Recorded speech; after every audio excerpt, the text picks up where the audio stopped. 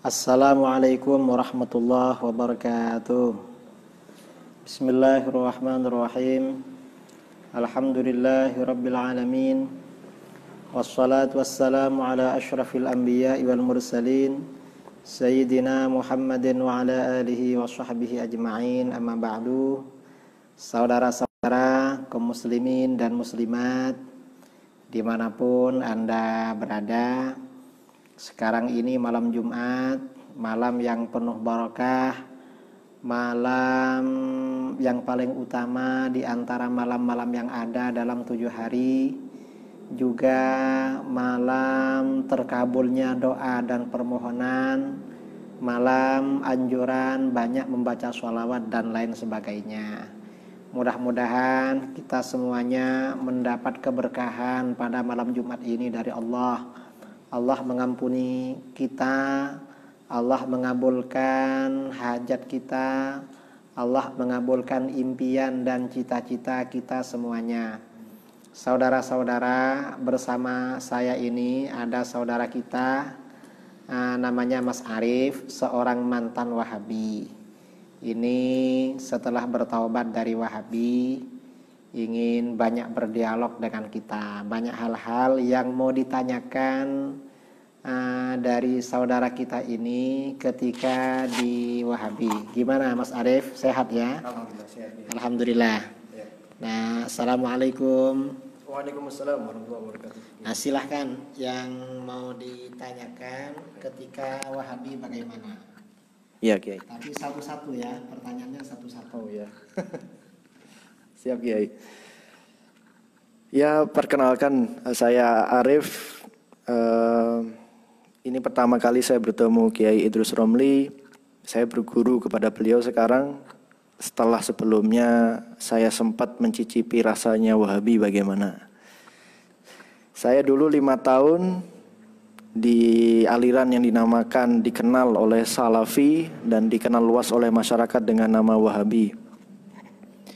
5 tahun saya berguru kepada Ustadz Wahabi yang ya saya tidak perlu menyebutkan nama ustadznya siapa. Tapi sekarang saya sudah bertobat dan saya kembali lagi ke Ahlussunnah wal Jamaah dan sekarang saya berguru ke Kiai Idrus Romli. Baik, pertanyaan pertama, karena ini malam Jumat, jadi malam Jumat ini banyak amalan di kalangan aswaja yang dikritik habis-habisan oleh Salafi Wahabi, bahkan dibid'ahkan dan bahkan dikategorikan syirik. Nah, pertanyaan pertama kepada Kiai yang terhormat, membaca surat Yasin dikhususkan di malam Jumat dan umumnya dibaca secara berjamaah di masyarakat.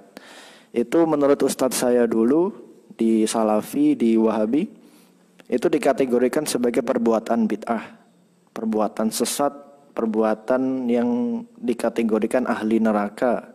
Dan barang siapa yang melakukannya divonis sebagai ahlul bid'ah wal ahwa, jadi pengikut hawa nafsu dan bid'ah. Menurut Kiai bagaimana Kiai?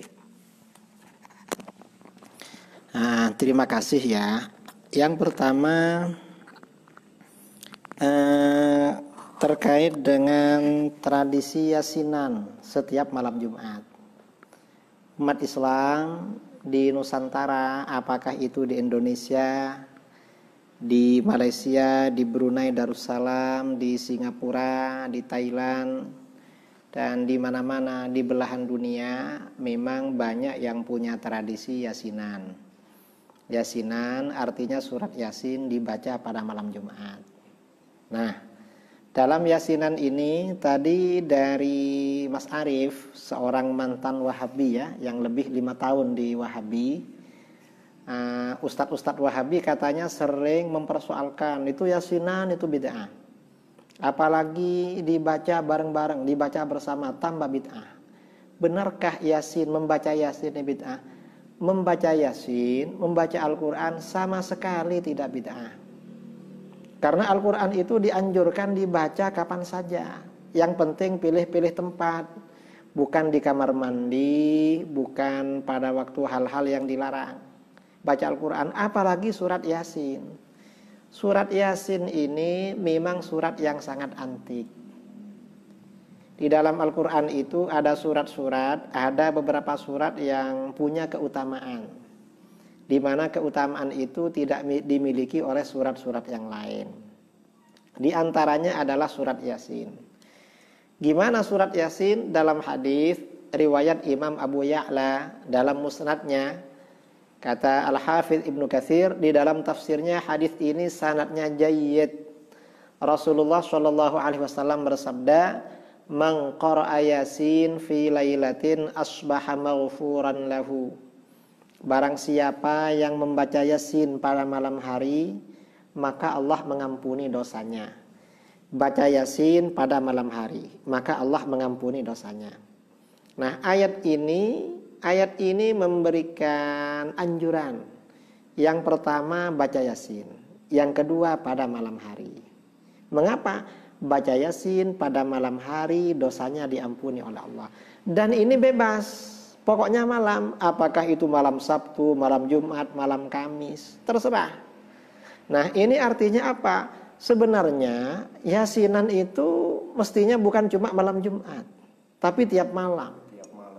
Karena ini anjurannya bersifat tiap malam ini, agar kita diampuni oleh Allah. Karenanya baca Yasin. Lalu ini bacanya ini apa sendiri-sendiri, apa bareng-bareng. Dalam hadis ini Rasulullah SAW menyampaikan secara mutlak, tidak ada batasan apakah surat Yasin ini dibaca sendiri-sendiri atau dibaca bareng-bareng secara berjamaah. Gak ada persoalan, yang penting baca surat Yasin. Sebenarnya yang patut dipersoalkan yang gak mau Yasinan. Itu sebenarnya yang dipersoalkan. Loh, kok yang baca Yasin dipersoalkan? Jadi dibaca sendiri, dibaca berjamaah terserah, karena ini mutlak. Dan memang zikir bersama itu juga ada tuntunannya. Dalam hadis-hadis sahih, ini hadisnya banyak sekali ya, riwayat Muslim riwayat ini. Rasulullah SAW bersabda, "Inna lillahi malaikatan sayyaratan fil ardi yaltamisuna hilaqadz dzikri."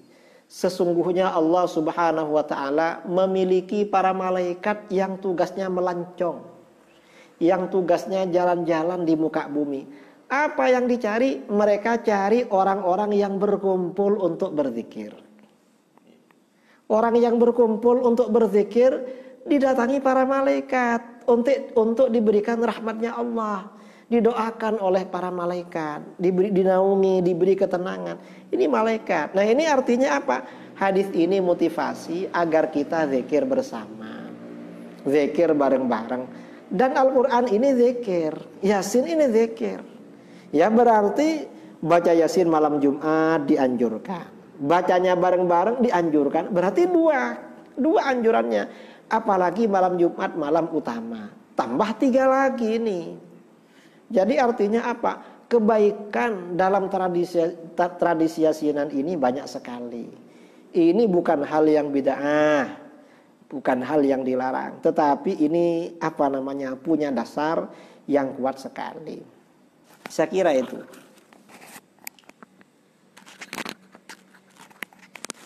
Terima kasih Kiai atas penjelasannya. Ini membuka wawasan saya yang selama ini pemikiran saya tertutup, terkungkung oleh pemahaman bahwa membaca Yasin di malam hari dan dikhususkan di malam Jumat adalah dikategorikan bid'ah yang sesat. Karena penjelasan Kiai akhirnya saya paham. Alhamdulillah Allah memberikan saya hidayah melalui Kiai Idrus Romli. Terima kasih banyak Kiai. Semoga bermanfaat. Dan saya lanjutkan ke pertanyaan kedua. Membaca tahlil. Ada amaliyah di masyarakat, yaitu membaca tahlil dan dilanjutkan mengirim doa kepada yang sudah meninggal, dikhususkan di malam Jumat.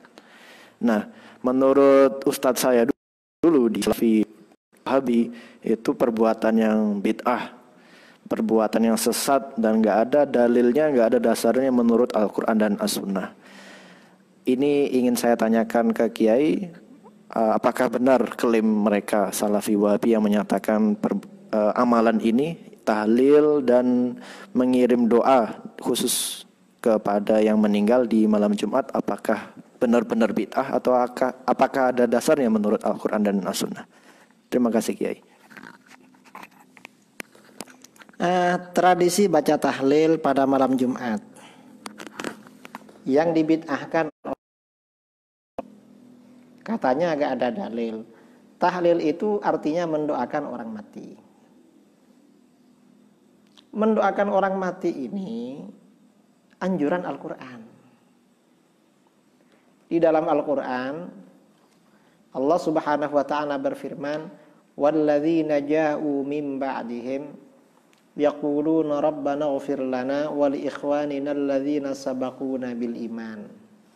Adapun orang-orang yang datang sesudah mereka, generasi pendahulu, orang yang masih hidup setelah generasi sebelumnya meninggal, yaquluna, mereka senantiasa berdoa, berkata, Rabbana ighfir lana, wahai Tuhan kami, ampunilah dosa-dosa kami.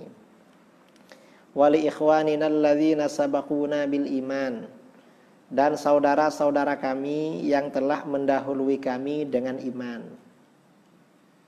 Nah, ini artinya apa? Di dalam ayat ini Allah memberikan pujian kepada generasi penerus yang mendoakan ampunan bagi generasi pendahulunya. Berarti kalau begitu, karena ini memberikan pujian, berarti perbuatan ini dianjurkan. Mendoakan generasi pendahulu adalah anjuran di dalam Al-Quran bagi generasi penerus. Jadi generasi penerus ini dianjurkan memang mendoakan generasi pendahulu. Nah, ini mendoakannya kapan? Mendoakan generasi pendahulu. Di dalam ayat ini menggunakan lafadz yaquluna, menggunakan kalimat ya, lafadz yaquluna. Yaquluna ini kata anak pondok merupakan bentuk fi'il mudhari'. Fi'il mudhari' itu punya makna, kata para ulama, makna fi'il mudhari' itu istimrar tajaddudi, terus menerus dan selalu dilakukan. Nah, ini artinya apa? Motivasi, spirit, anjuran mendoakan generasi pendahulu itu sifatnya terus menerus dan selalu dilakukan. Apakah malam Kamis, malam Sabtu, atau malam apa, terserah, terus menerus. Itu tahlilan. Nah, itu biasanya orang salafi tanya lagi, Pak Kiai, itu kan mendoakan. Terus, kalau tahlilan itu kan ada zikirnya, ada bacaan zikir. Loh, membaca zikir untuk orang mati itu proses doa memang. Sebelum berdoa kita baca zikir dulu. Dan itu gak masalah. Mengapa gak masalah? Yang pertama kali baca zikir untuk orang mati itu bukan ulama Jawa, bukan kiai Madura, bukan tuan guru di Aceh, bukan tuan guru di Pekanbaru, bukan tuan guru di Lombok, Nusa Tenggara Barat, ya. Bukan, ya pokoknya bukan sini. Siapa yang pertama kali baca zikir untuk orang mati? Yang pertama kali baca zikir untuk orang mati adalah baginda Rasulullah SAW. Dalam hadis riwayat Imam Ahmad, hadisnya hasan atau sahih dari Jabir bin Abdullah Al-Ansari radhiyallahu an, Jabir berkata, kharajana ma'a Rasulillah sallallahu alaihi wasallam ila Sa'd bin Mu'adz yauma mautihi. Kami pergi menyertai baginda Rasulullah sallallahu alaihi wasallam menuju kediaman Sa'd bin Mu'adz pada hari beliau meninggal dunia. Falamma shalla alaihi Rasulullah sallallahu alaihi wasallam thumma dufina wa suwiya alaihi turab. Setelah baginda Rasulullah SAW mensolatkan jenazahnya, lalu jenazahnya saat itu dikubur, lalu kuburnya ditutup rata dengan tanah, jalasa Rasulullah SAW fawqa qabrih. Rasulullah masih duduk di atas kuburannya. Faqal subhanallah tawilan. Lalu Rasulullah membaca subhanallah dalam waktu yang panjang, waktu yang lama. Fasabbahna ma'ahu. Para sahabat juga baca subhanallah. Setelah lama, thumma qala Allahu Akbar. Lalu Rasulullah baca Allahu Akbar. Fakabbarna ma'ahu. Para sahabat baca Allahu Akbar. Dalam satu riwayat Rasulullah baca la ilaha illallah. Falamman sarafa, setelah lama baca zikir bersama ini zikir bersama ini. Setelah lama baca zikir, sahabat bertanya, "Ya Rasulullah, ma laka tusabbih fatukabbir?" Hai Rasulullah, mengapa engkau baca subhanallah lalu baca Allahu Akbar? Apa jawaban Rasulullah? Rasulullah sallallahu alaihi wasallam bersabda, "Laqad tadayaqa ala hadzal 'abdis salih qabruhu." Hamba Allah yang soleh ini tadi benar-benar dihimpit oleh kuburannya, benar-benar dijepit oleh kuburannya. Karena itu Rasulullah membacakan zikir hatta farrajahullahu an, hingga Allah melepaskannya dari jepitan atau himpitan kubur. Nah, berdasarkan hadis ini, zikir yang kita baca untuk orang yang meninggal itu tidak sia-sia, tetapi bermanfaat. Ini dalilnya tahlil. Dan masih banyak sebenarnya dalil-dalil tahlil, dalil-dalil zikir bersama. Ini banyak. Artinya apa? Tradisi tahlilan pada malam Jumat itu tidak melanggar syariat. Tetapi itu itu memang dianjurkan. Mengapa? Karena mendoakan orang mati dianjurkan. Ada yang bertanya, kenapa kok malam Jumat? Loh, ya kita ini gak cuma malam Jumat, kadang tiap malam kita tahlil. Bukan hanya malam Jumat. Cuma kita ini malam Jumat. Mengapa? Biar kita ini istiqamah. Karena memang di dalam hadis riwayat Imam Bukhari, Imam Muslim ya. Jadi memang amal yang paling disenangi oleh Allah itu ahabbul a'mal ilallah mada wa ma'alaihi sahibuhu. Amal yang paling disenangi oleh Allah yang rutin dilakukan. Itu bisa rutin dilakukan itu kalau waktunya ditentukan. Misalnya tiap malam Jumat. Itu bisa rutin. Dan dalam kehidupan kita sehari-hari banyak hal-hal yang ditentukan waktunya. Misalnya kalau kita sekolah SMP, sekolah SD, ujiannya tiap 3 bulan sekali. Loh kenapa kok tiap 3 bulan? Ya biar dilakukan. Kalau gak ditentukan nanti ditinggalkan, gak ada ujian. Itu biar istiqomah aja sebenarnya. Biar mudawamah, biar kita ini rutin melakukan. Apalagi malam Jumat, ini termasuk amal yang doa cepat dikabulkan oleh Allah. Tambah mantap ini, tambah yakin. Karenanya masalah tahlil ini tetap kita laksanakan. Karena itu memang ada dalilnya. Bagaimana Mas Arief, apakah dalil para ulama kita ini bisa difahami? Ya, alhamdulillah saya bisa memahami.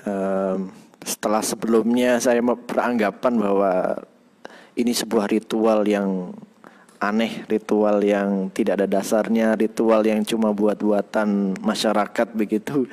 Jadi setelah penjelasan Kiai, alhamdulillah jadi saya terbuka pemikirannya. Tapi ada satu ingin saya tanyakan lagi ya, berkaitan yang tahlilan tadi sama mendoakan bagi yang meninggal di malam Jumat. Ustadz saya pernah bilang ke saya, mengkhususkan merutinkan sesuatu yang tidak pernah dilakukan oleh Nabi Muhammad SAW adalah bid'ah yang mungkar, yang sesat begitu. Dan ini kan dilakukan di malam Jumat. Jadi ingin saya tanyakan apakah benar itu pernyataan Ustadz saya itu yang di Salafi. Kayak gimana Kiai? Merutinkan amalan pada malam tertentu, misalnya malam Jumat, itu amal baik, itu bid'ah yang mungkar. Gak benar sama sekali. Mengapa menentukan waktu-waktu tertentu untuk melakukan amal soleh agar tujuannya istiqomah? Itu tidak apa-apa. Mana dasarnya? Di dalam hadis riwayat Imam Bukhari Muslim. Hadisnya Bilal ya. Sayyidina Bilal itu ditanya oleh Rasulullah SAW tentang, ya Bilal, apa amalan kamu yang paling kamu harapkan? Arja amalin, amil tahu. Fa inni sami'tu duffana 'alaika fil jannah. Karena aku mendengar suara kedua sandalmu di surga. Amalan yang paling kamu harapkan itu apa? Kata Sayyidina Bilal di dalam hadis itu, bahwa Bilal ini setiap kali berwudu menunaikan sholat. Setiap berwudu pasti dilanjutkan dengan sholat. Nah, berdasarkan hadis ini kata Al-Hafidz Ibnu Hajar Al-Asqalani dalam Fathul Bari, berarti merutinkan amal pada waktu-waktu tertentu itu tidak apa-apa. Contohnya seperti yang dikatakan oleh Sayyidina Bilal. Dan ini banyak lagi di dalam hadis Bukhari Muslim ya. Ada sahabat yang menjadi imam di Masjid Quba, hadis riwayat Bukhari.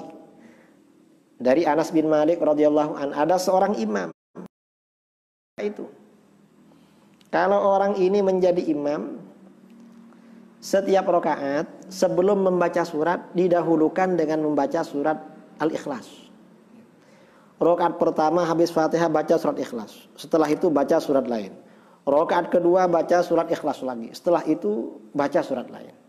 Akhirnya jamaahnya protes. Kamu ini gak ikut Rasulullah. Rasulullah gak seperti ini. Kamu baca surat Ikhlas sajalah. Jangan 2 surat begitu. Karena Rasulullah biasanya 1 surat. Atau baca yang lain, jangan pakai surat Ikhlas. Kata sahabat ini, kalau kalian suka saya menjadi imam, yaitu cara saya. Kalau kalian gak suka dengan cara saya, ya udah, saya berhenti jadi imam. Nah, jamaahnya keberatan kalau bukan beliau yang menjadi imam. Mengapa? Karena beliau orang yang ditokohkan di daerah Masjid Quba. Ketika Rasulullah SAW datang ke Masjid Quba, jamaahnya laporan. Ini gimana Rasulullah, imam kita ini kok rutin baca ini dalam ini dalam sholat, bukan malam Jumat ini, setiap sholat.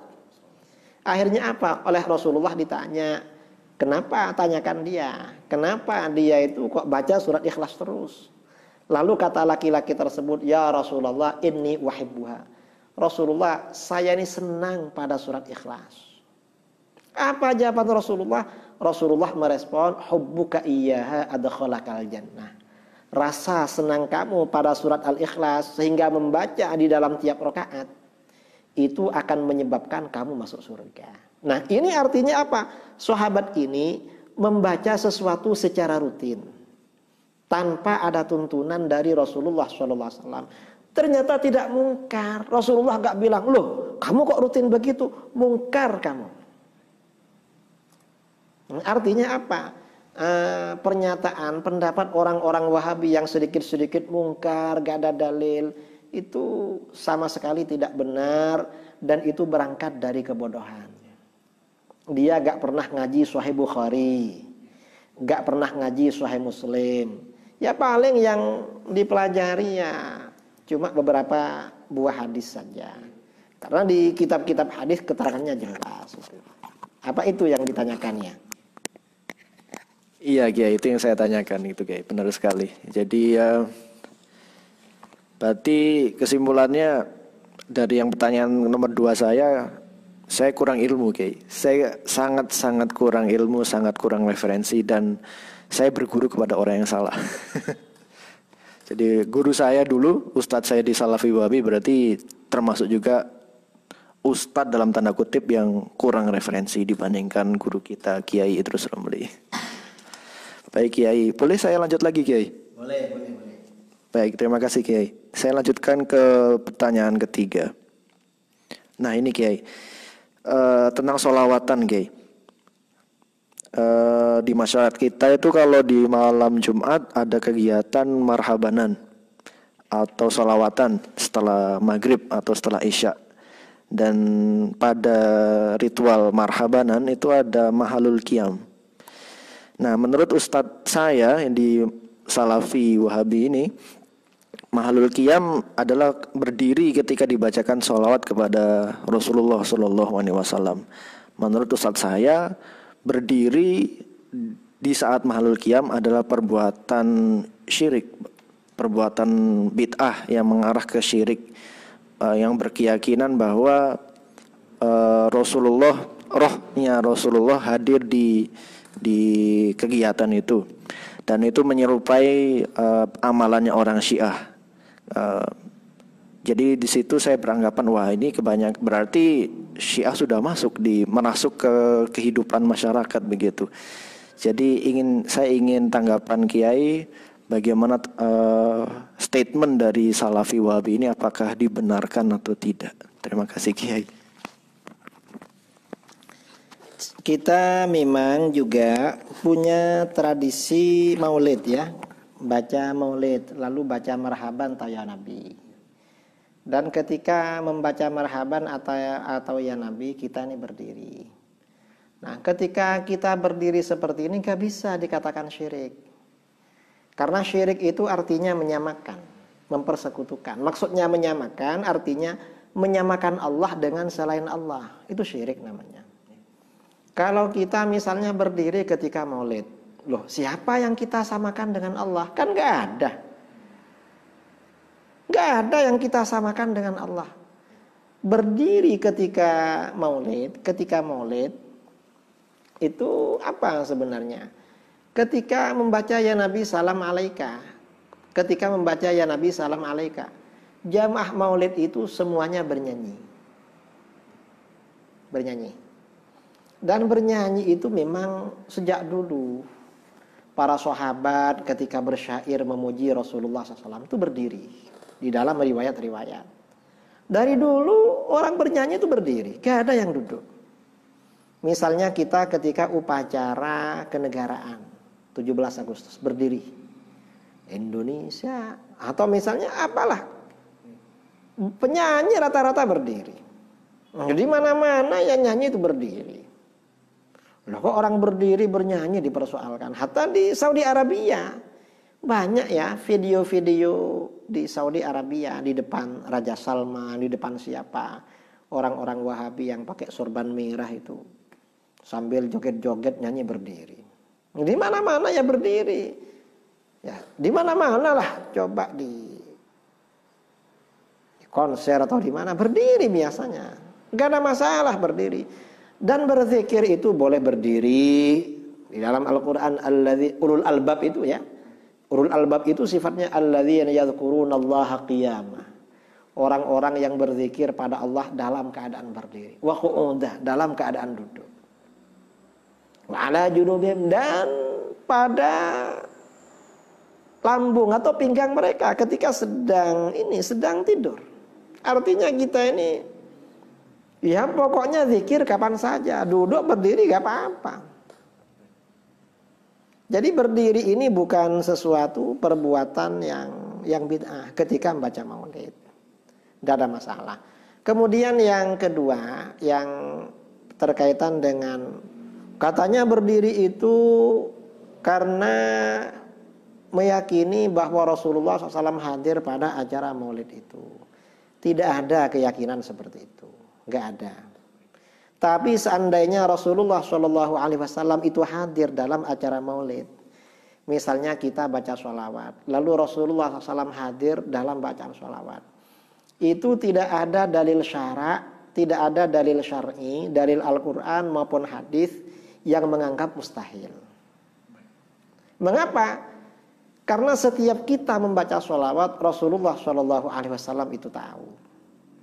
Di dalam Al-Quran ya, wa qul i'malu fasayarallahu amalakum wa rasuluhu.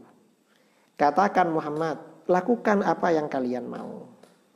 Allah akan melihat apa yang kamu lakukan. Rasul juga melihat. Kalau Allah ini melihat perbuatan kita sudah maklum ya. Rasul mengetahui perbuatan kita. Rasul mengetahui perbuatan kita.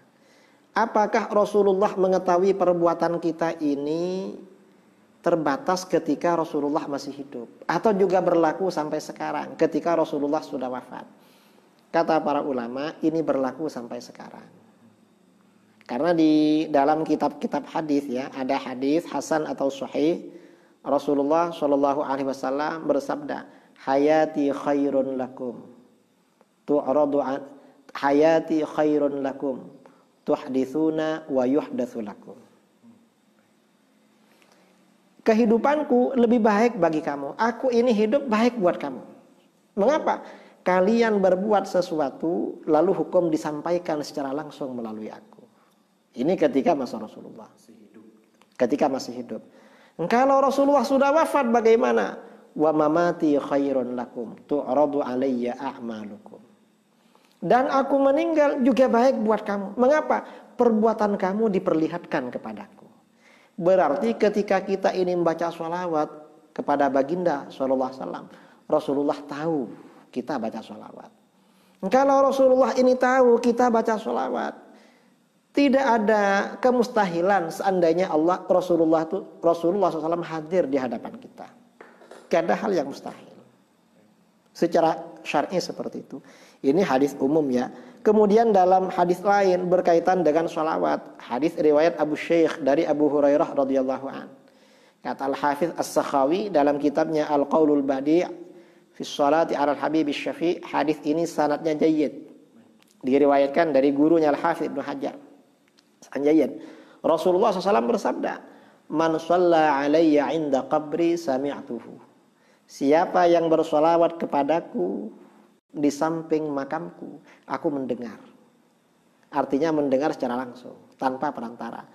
Wa man shalla 'alayya min ba'id bullightuhu. Barang siapa yang bersolawat kepadaku dari tempat yang jauh, disampaikan kepadaku. Artinya Rasulullah tahu, atau u'alimtuhu, aku diberitahu. Ini ada pertanyaan, gimana ya Rasulullah mengetahui sholawat kita? Kita ini ada di Jember, di Kencong. Sedangkan Rasulullah SAW ada di Madinah. Pertanyaan seperti ini untuk masa sekarang tidak penting. Tidak perlu. Mengapa tidak perlu? Sekarang ini sudah ada live streaming. Kita ini bikin acara di sini, para pemirsa dimanapun berada ini bisa melihat. Padahal ini hasil rekayasa manusia. Gimana kalau yang melakukan, yang merekayasa itu Allah, pasti lebih canggih daripada ini. Lebih canggih.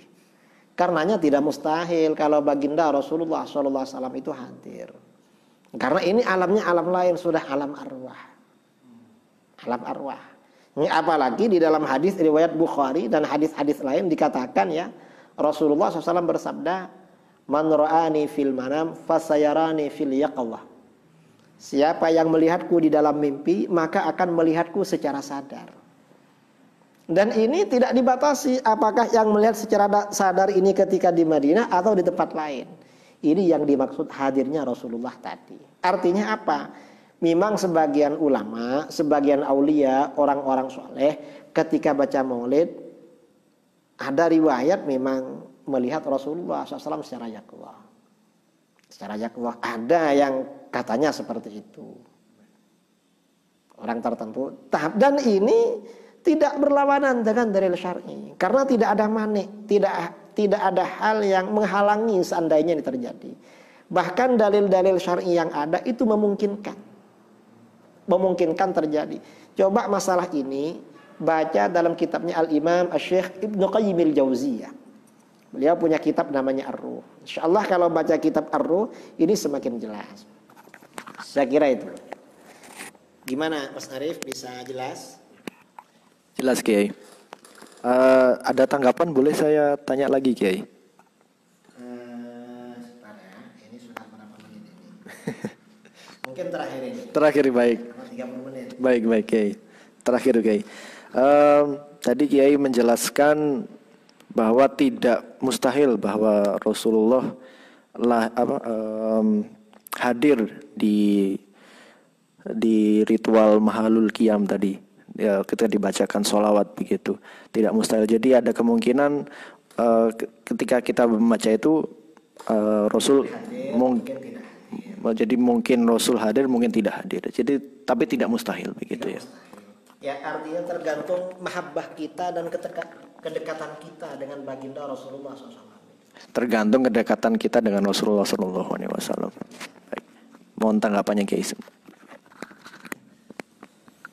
Jadi artinya ada riwayat-riwayat dari para sebagian wali Allah dan sebagian para aulia, bahkan sebagian ahli hadis yang memang dihadiri baginda Rasulullah SAW.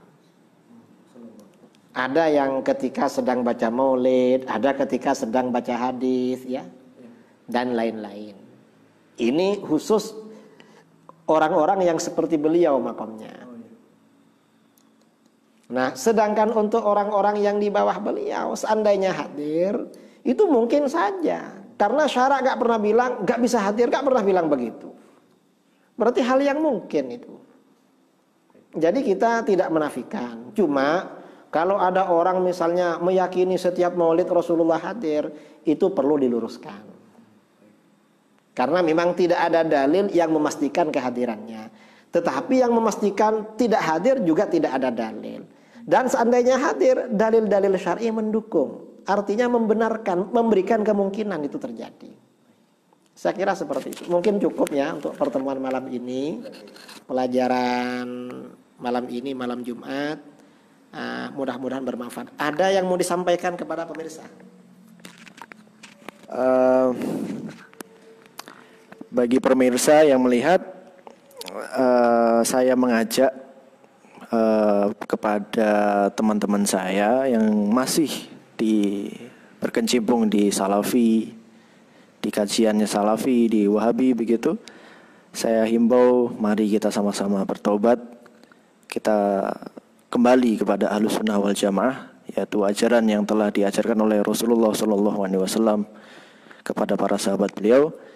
Mari kita kembali, kita kaji keilmuan kita dan untuk lebih luas lagi, dengan wawasan yang lebih luas lagi, kepada guru-guru kita, kepada ulama-ulama kita yang saya buktikan sendiri. Salah satu ulama kita yang referensinya kuat adalah beliau, Kiai Idrus Romli. Dan di luar sana masih banyak lagi ulama-ulama yang lebih mumpuni daripada beliau di Ahlus Sunnah wal Jamaah. Mari kita sama-sama kembali, kita taubat dari ajaran Salafi Wahabi. Demikian tanggapan saya. Kita akan lanjut lagi untuk episode berikutnya. Terima kasih Kiai. Demikianlah dialog bersama mantan Wahabi yang sudah bertaubat ini. Pada malam ini, insya Allah dialog-dialog seperti ini akan kita lakukan setiap malam. Setiap malam, jadi pengalaman ini saudara kita Mas Arif selama Wahabi, bagaimana syubhat-syubhat yang ditanamkan oleh Ustadz-Ustadz Wahabi itu bagaimana, dan bagaimana sebenarnya menurut pandangan para guru-guru kita, para ulama kita di kalangan Ahlus Sunnah wal Jamaah. Insya Allah setiap malam. Mudah-mudahan bermanfaat. Mari kita berdoa bersama ya. Bismillahirrahmanirrahim. Alhamdulillahirabbil alamin. Allahumma shalli wa sallim ala sayyidina Muhammadin miftahi babi rahmatillah adada ma fi ilmillah. Salatan wa salaman daimaini bidawami mulkillah wa ala alihi wa sahbihi ajma'in. Allahumma shalli ala sayyidina Muhammadin al-fatih lima ughliqa wal khatim lima sabaqa.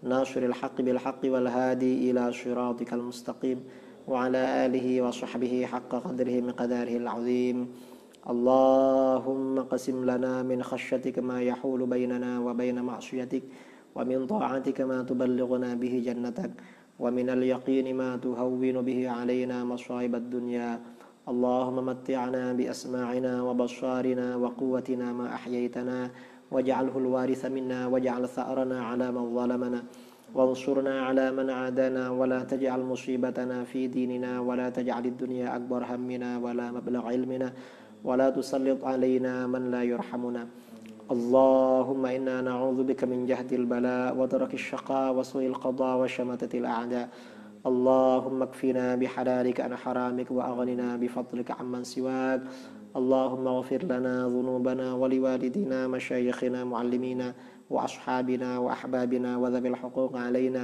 ولجميع المسلمين والمسلمات والمؤمنين والمؤمنات الأحياء منهم والأموات وصلى الله على سيدنا محمد النبي الأمي وعلى آله وصحبه وبارك وسلم تسليما كثيرا سبحان ربك رب العزة عما يصفون وسلام على المرسلين والحمد لله رب العالمين.